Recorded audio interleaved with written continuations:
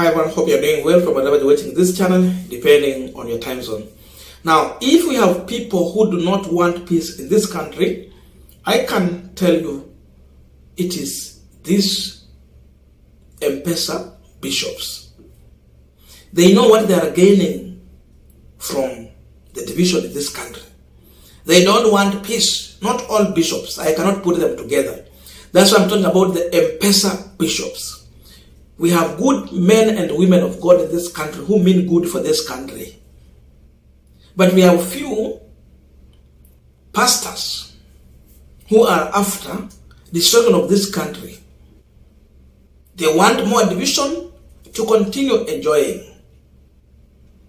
And yesterday, during the Labor Day celebration, Bishop Kitonga was praying. And in his prayer, he went further. And I quote him, it was in Swahili. Mungu, naomba ya kwamba Raila Odinga azeeke asifunge nchi. Asilete malumbano, maandamano, that apumzike kwa amani. Mungu na kuomba Raila azeeke na akufe kwa amani. That's what he's saying. So even go back, unajua ukianza kusema ya kwamba apumzike, kupumzika aje. Unajua ukiambia Mkenya kupumzika, they know it's all about death. Fulani amelala amepumzika. So azeeke, that was the prayer. And because they were hired people, those people were clapping. So you see, and his prayer was all about Mungu President Ruto. So it was a Labor Day where he was supposed to offer prayer to Kenyans and workers. But he turned his prayer into praying bad wish towards Raila Odinga and entertaining William Ruto.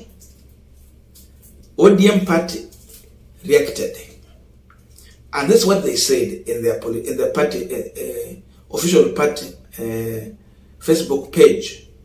Archbishop Kitonga of Redeemed Gospel Church, Huruma, feels he is too young and will never grow old. That man is very old. He's very old. But now, what he's talking about is funny. It did not end there. ODM went further to forgive him. And this is what they also posted. Luke 23:34. Jesus said, Father, forgive them, for they do not know what they are doing. And they cast lot, dividing his garment among themselves at the Shakahola Annex. I want you to check that photo that has been shared by ODM party. You can see the First Lady, Mama Rachel Ruto, together with Bishop Kitonga. In one hand, when he's entering the State House, he has nothing in the hand. So the First Lady is welcoming him. Even First Lady was holding nothing. That time, he is entering State House. But when he is leaving, he has something. You can see a brown envelope in his hand. First Lady is holding her phone in the hand. And she is escorting him out from State House. So, they have finished the activity. Now you can understand the reason why these people would not want peace in this country. They would want division to continue to enjoy. Someone can easily conclude and say that that brown envelope is carrying money. So these are some of the bishops that have been hired by the state the bishop that Mutahi Ngunya has referred to as the M-Pesa bishops. Now you can see for yourself. So the same man comes in, and in his prayer, he prays against one individual, and he prays to praise another individual. Create division in the country. That's where we are. So tell me, are we in the right hands as a country? We were talking about bishops who have been paid, 100 bishops, to work as intercessors, to pray for this regime. Now you can understand where we are going. You can understand what ODM has been talking about. Photos can explain a lot of things.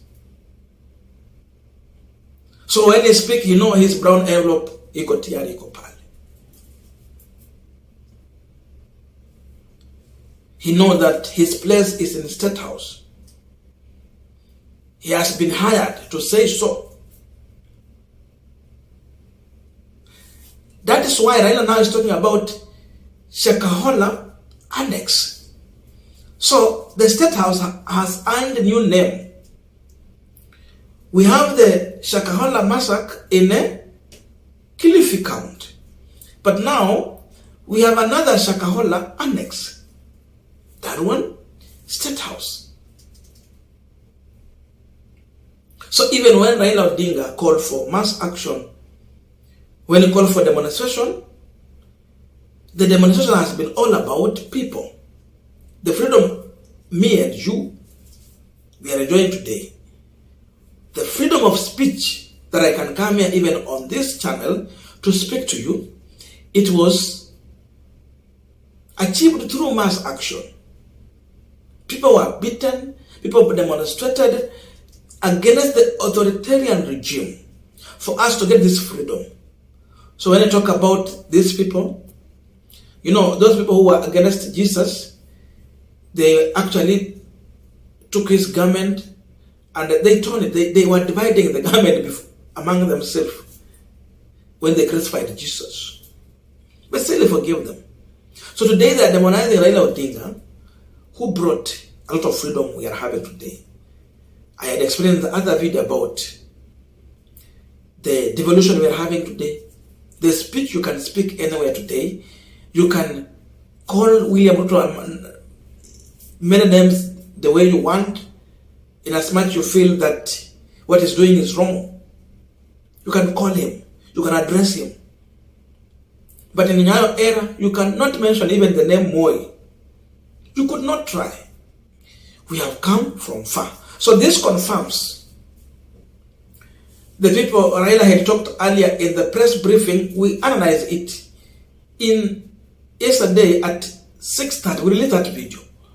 He talked about these 100 intercessors, bishops who have been hired. So one of them has come out. You can see the true colors.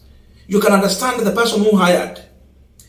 These are the people who are misadvising this government to force civil servants to fast every Wednesday in the State House. These are the people who are forcing Muslim civil servants working in the State House to fast. The Anglican, the Catholics, the Pentecostal, and those who are non-believers are being forced to fasting, starve. These are the people who are advising First Lady William Ruto to do those things in State House. So they are the ones leading those prayers. Even in that fasting, there's no prayer point. There's nothing you are praying about. You have never been told that this is our prayer point. We will be talking about this. We will be praying about this to happen, so that you are in agreement in that prayer. There's not even prayer venue. And which, by the way, they are using that budget, just one day budget, when they're not praying. So wanafanya fasting, ndio wachukue hiyo pesa wapee hawa watu kwa envelope. Sasa chakula mjapata, you can see. Alafu wanakuja wanaambia Mungu, tunaomba Raila akufe, Raila azeeke, asisumbue wa Kenya. Kenyans want Raila Odinga. Today, if we don't have a checkmate to this government, all of us will be finished. We need a proper, strong opposition. And again, Raila is just asking simple things. Tunataka IBC fungue server. Tujue nani alishinda kura. He's asking nothing but the truth. He wants to know the truth. And the Kenyans must be told the truth. This one is seeing it as a problem. So you don't believe in the truth. They know there will be tests from State House if you have another individual who will come and stand for the truth. Raila want to take a petition to Treasury to disburse money to county governments. The last 4 months, they have never had disbursement. Raila want to fight for county governments. This one is against that. This is an enemy of the people. Raila want to take a petition to IBC so that they can open the server for scrutiny. This one does not want that one to happen. Raila want to take a petition to Shakahola Annex, the office of the president, to tell him that people are hungry, you must lower down the cost of living, stop taxing basic commodities. This bishop does not want that to happen. Anasema Raila anakuja anasumbua haja. He's trying to create fake perception, manufactured anger, to think that people are not in agreement with what Raila Odinga is doing. People should not buy into that.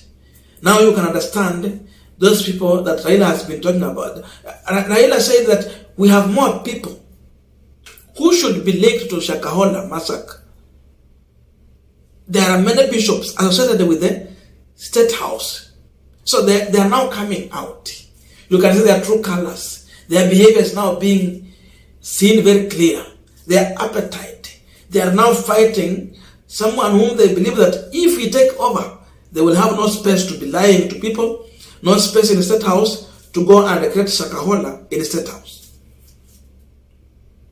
How do you pray against someone who is fighting for devolution to help governors have money to run county governments? Today we don't have medicine in hospitals, courtesy of William Ruto refusing to disburse money to county government. So Kenyans are dying because there is no medicine.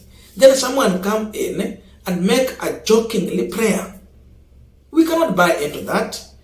This pastor must be called to order. He should be ashamed of himself. We don't expect to have such kind of pastors in our churches. That was a misleading prayer, and there is no way God can answer such a prayer. Raila will stay healthy, he will enjoy, and he will be here to help Kenyans. In fact, many Kenyans are praying for Raila Odinga, unlike him, who is just making noise prayer to God, which God cannot answer. Thank you so much. Let us meet in the comment section for continuation of this conversation. See you in our next video.